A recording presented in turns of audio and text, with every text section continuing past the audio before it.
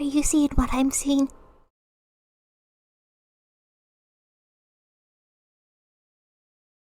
You're really real?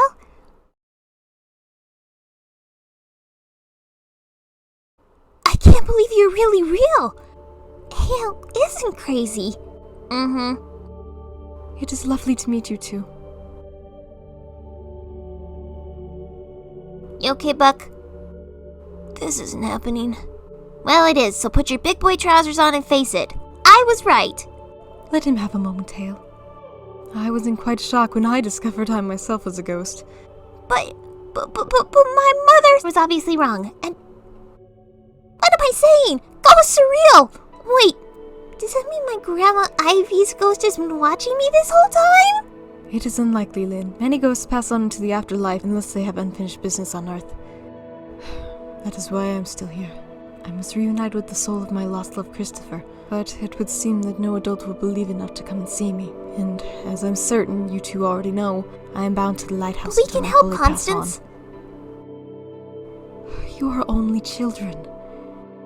No, there is nothing you can do. Try us. Hale! Please, Constance, let us help you. Help us get your husband back to you.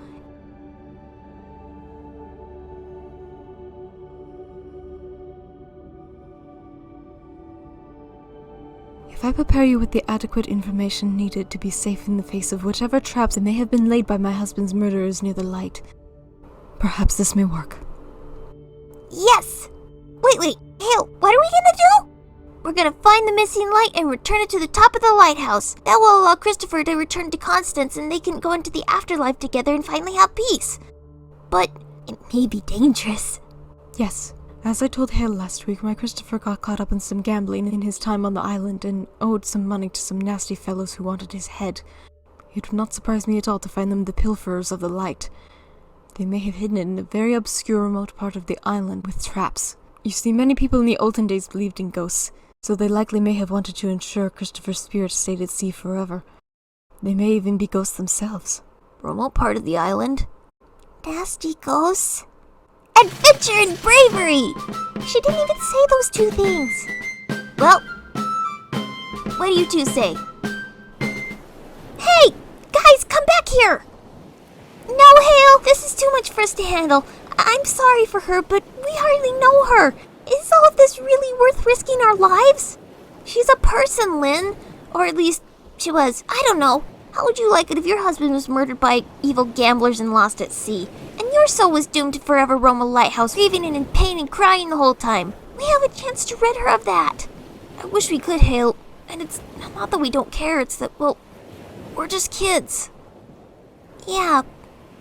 What could we possibly do? Help. We can help her.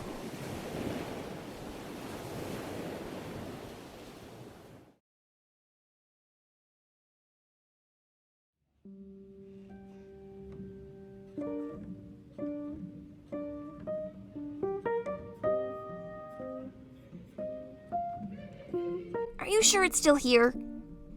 Constance said it should be, as long as someone's returned it. It's a book on the paranormal. It should help us figure out what to do if the gambler's ghosts are with the light when we find it. You mean if we find it? Shh. Ugh. Sorry. I come here all the time. I know which section it would be in. Come on, guys.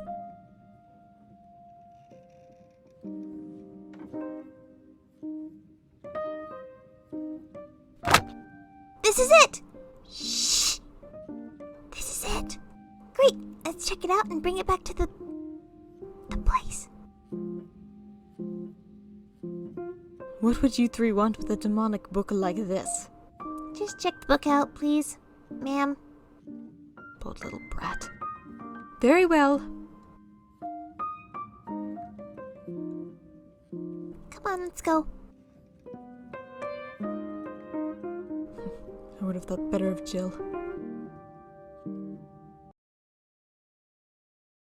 I was engaged to marry a man of my social and wealth status, but one night I got curious when I heard that they were a group of sailors, or better known, ocean travelers, staying over at the island's hotel.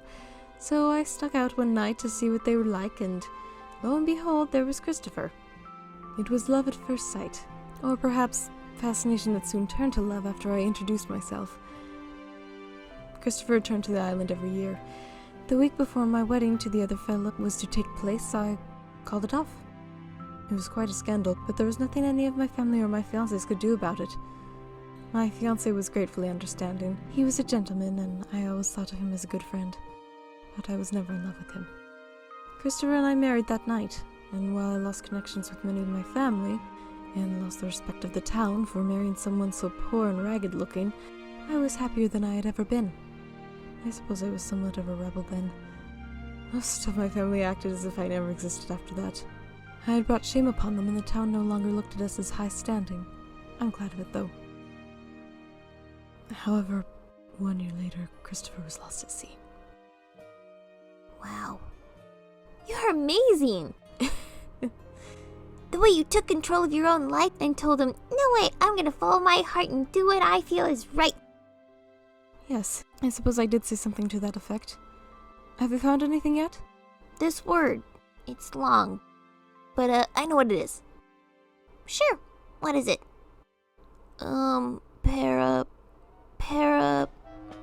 Paranormal? I knew that! Uh-huh. Anyway, move over, Buck, let Lynn read.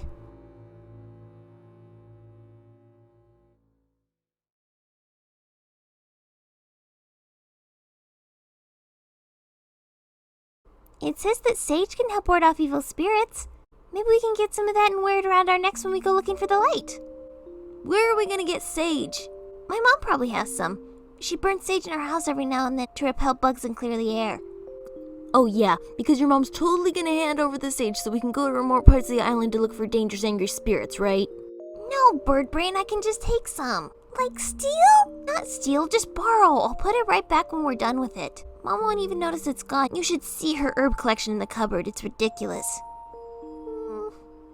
Okay, as long as you don't get caught. We'll have to be careful. We can't afford any of us getting in trouble again. I'll just take it tonight when she isn't looking. I'll have the sage collection and we'll all meet up here tomorrow after school. I'll tell my parents we want to play after classes so they don't get suspicious or worried. I am against you 3 children being put in such danger and deceiving your parents, but I suppose there is no other way. Sounds good enough to me. Me too. Yeah, as long as we aren't stealing.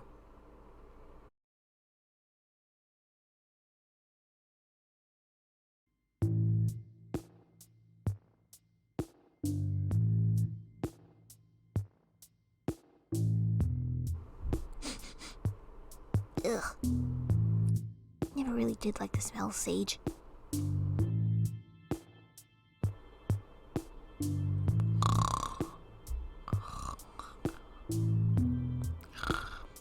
Yes, Blythe, I would be delighted if you could babysit Hale for the next year. While Hal and I go on vacation to the Bahamas. Ugh.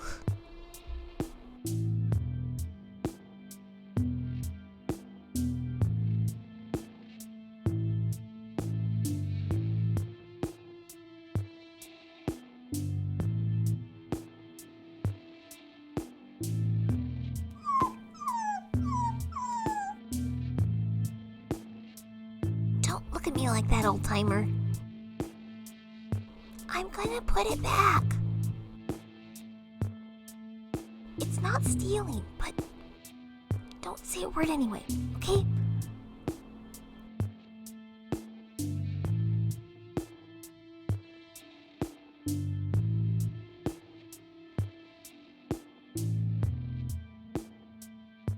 Oh, never mind.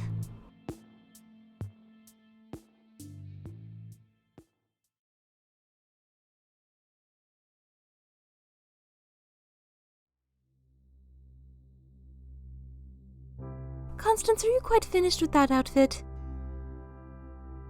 Yes, I am. The party isn't waiting on me. You two are free to go without me, you know. Oh, no, you don't, Constance. We know what you're thinking. We leave and then you go down to the docks to watch the sailors. You know what your mother said about seeing them. They're ruffians with no moral compasses. They're young and free, Wenda. Much more than I can say for those absolute bores downstairs. They're sensible young men. And Constance, you know that you are to be engaged to one of them. Your family has decided. The young man awaiting you is a gentleman of a soon-to-be fiancé. You must remember your loyalty to the family duty. Yes, of course, Nelda. I shall be down in a moment. Just allow me to grab my bow. Alright, come on. Just don't bet on there being much dessert left by the time you get down. Be not a minute late.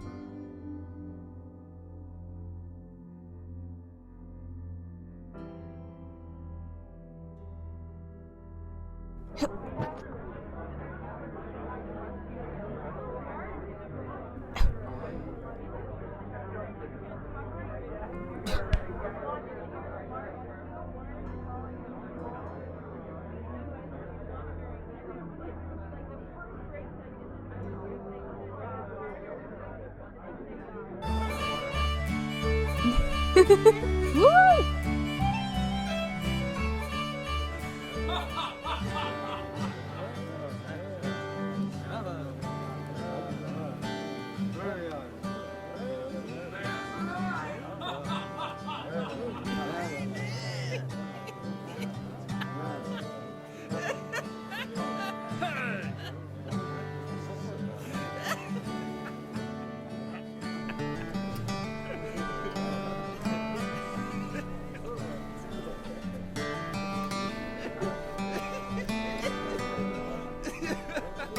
What?